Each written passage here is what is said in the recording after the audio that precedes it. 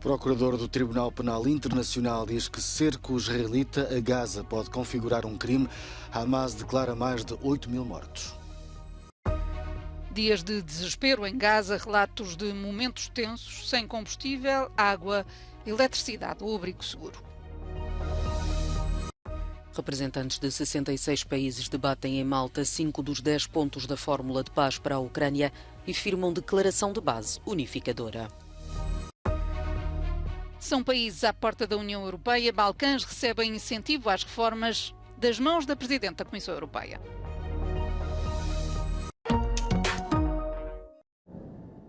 Os apelos a tréguas em Gaza sucedem-se, mas os combates no terreno são cada vez mais violentos, diz o Hamas, e os bombardeamentos israelitas intensificaram-se. Em deslocação ao posto fronteiriço de Rafah, entre Gaza e o Egito, o procurador do Tribunal Penal Internacional declarou que o cerco que Israel está a fazer pode configurar um crime, nomeadamente ao impedir o acesso à ajuda. I have to say that Israel has clear obligations in relation to its war with Hamas. Not just moral obligations, but legal obligations to comply with the laws of armed conflict. O Hamas declara mais de 8.000 mortos, sobretudo civis, e denuncia ataques a hospitais, onde Israel garante que estão escondidas estruturas militares.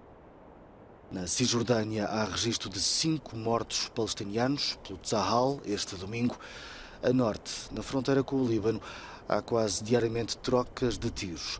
O Hezbollah anunciou ter abatido um drone israelita equipado com um míssil.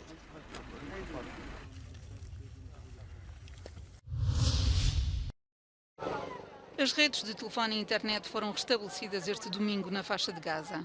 No primeiro contacto em 2 dias, os membros das organizações internacionais no terreno relatam noites extremamente tensas, com muitos ataques aéreos, sem combustível, água, eletricidade ou abrigo seguro. Este sábado, várias pessoas invadiram os centros de abastecimento alimentar da ONU. A agência sublinha que este é um sinal preocupante de que a ordem civil está a começar a quebrar. O Comissário Europeu para a Gestão de Crises lembra que as pessoas em Gaza dependem da ajuda humanitária apenas para sobreviver a cada dia e que o desespero em que vivem ultrapassa as palavras. O Hospital Al-Quds, na cidade de Gaza, dá neste momento abrigo a 12.000 pessoas. A Cruz Vermelha Palestiniana confirma ter recebido 2 chamadas das autoridades israelitas na manhã de domingo, exigindo a evacuação do edifício.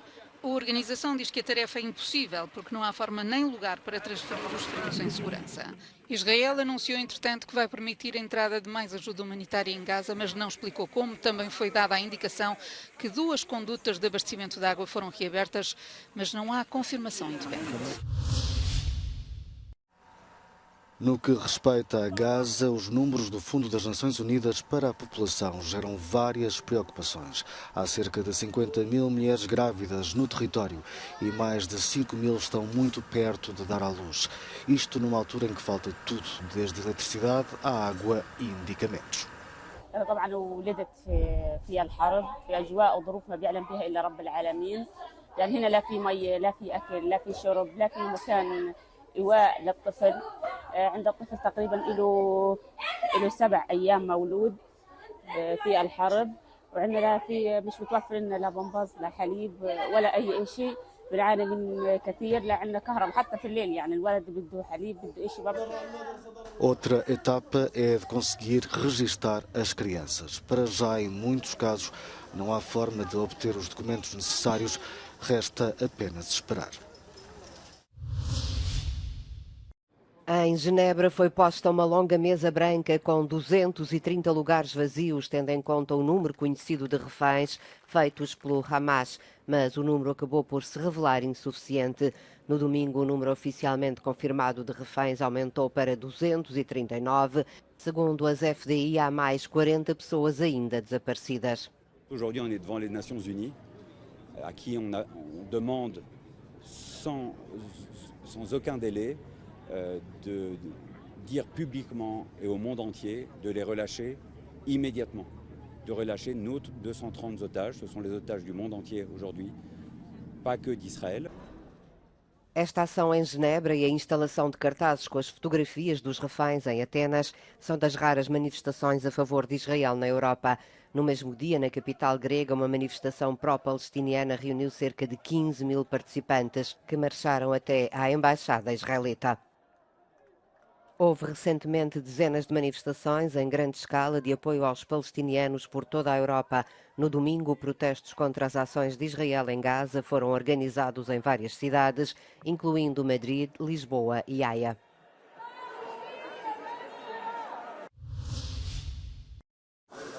O Presidente da Comissão Europeia começa na Macedónia do Norte uma visita de 4 dias aos Balcãs Ocidentais. Ursula von der Leyen apresenta o novo Plano Europeu de Crescimento Económico para a região, anunciado durante a Cimeira do Processo de Berlim há 2 semanas em Tirana. A União Europeia definiu um pacote financeiro de 6 mil milhões de euros para investimentos e desenvolvimento dos Balcãs. Fundos condicionados à realização de reformas para, por exemplo, alinhar normas e padrões aos europeus. O plano prevê também o acesso ao mercado único europeu a empresas da região, mas exige que antes os países dos Balcãs concluam o mercado comum regional. Von der Leyen passa esta segunda-feira por Pristina, onde vai encontrar-se com as autoridades do Kosovo. Na terça-feira visita o Montenegro e a Sérvia. Conclui a digressão na quarta com uma visita à Bósnia-Herzegovina. Os países dos Balcãs Ocidentais aspiram a aderir à União Europeia, mas encontram-se em diferentes fases de aproximação. O processo de Berlim foi uma iniciativa da Alemanha que surgiu em 2014 para promover precisamente a integração europeia dos países do sudeste da Europa. A modernização das estruturas estatais e os problemas sistémicos na área da transparência e da justiça são algumas das questões que têm mantido estes Estados fora da União Europeia. Bruxelas tem apontado 2030 como a data para a próxima fase do alargamento, mas a guerra da Rússia na Ucrânia colocou mais pressão no processo.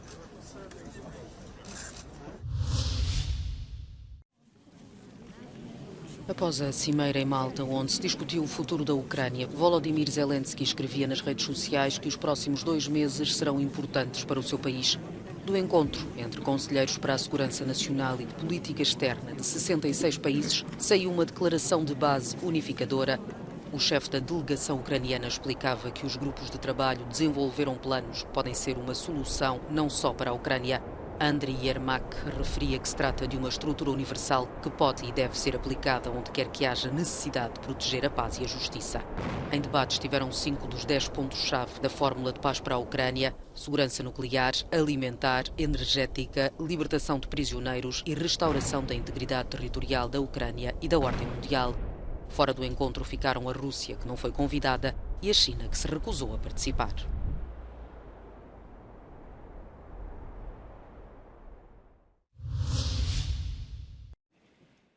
O ano é 2023 e a cúpula da Igreja Católica considera urgente garantir que as mulheres possam participar nos processos de decisão e assumir papéis de responsabilidade. Resultado de quase 1 mês de debate, o documento, aprovado por maioria de 2/3 no Sínodo, abre ainda porta à possibilidade das mulheres serem diáconas, mas não detalha como. A reunião teve pela primeira vez mulheres entre os 365 participantes e é apresentada como um marco na Igreja Católica.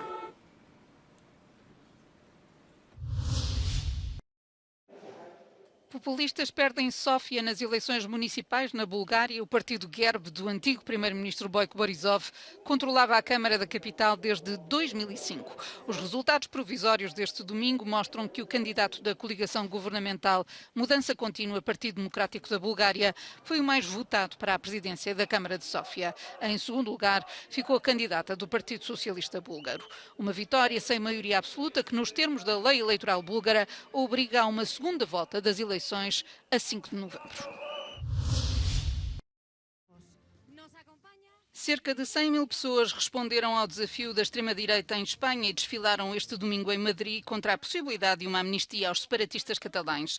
Milhares de bandeiras espanholas acompanharam slogans contra o perdão de penas aos políticos envolvidos na Declaração de Independência da Catalunha em 2017. Pedro Sánchez precisa do apoio dos independentistas catalães para formar governo. Este sábado, numa reunião do Partido Socialista Espanhol, defendeu a necessidade de uma amnistia para aliviar tensões com a Catalunha.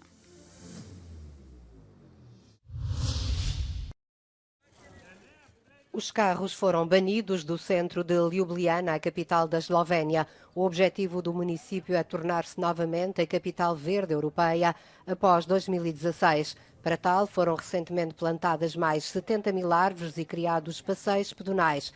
As lixeiras foram banidas para o subsolo. 75% da capital eslovena está agora coberta por espaços verdes. It was also amazing to see that now you can go on a coffee at the city bank, you can enjoy the view, you can observe the person who go around without having cars around you, and that would disturb your moment of peace. Agora, pequenos autocarros elétricos circulam pelo centro histórico e podem ser utilizados pelas pessoas no meio das compras ou noutros trajetos. E os idosos podem até pedir ao motorista para passar na farmácia no caminho do hospital para casa.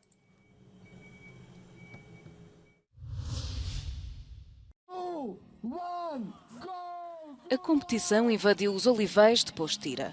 A pitoresca aldeia croata acolheu dezenas de pessoas de 12 países para a 6ª edição do Campeonato Mundial de Colheita de Azeitona. Cada equipa, formada por 4 elementos, teve 45 minutos para dar o seu melhor e, para muitos, viver uma experiência única. It's cool. I had no idea what to expect when we came here. It's cool to meet so many people from so many different countries. It's just a different thing. Also, none of us ever thought we'd get to represent our country in the World Championships. I'm picking what I'm talking! It's actually my first time here in Croatia. It is exciting and I'm very happy to be here to support this project, which is beautiful. And now let's just concentrate on the olives. A equipa da casa venceu a competição pelo 4º ano consecutivo ao apanhar mais de 48 quilos. Já Portugal não entrou no campeonato. O evento, organizado pelo Departamento de Turismo local, tem como objetivo não só promover a região, como também o consumo saudável de azeite.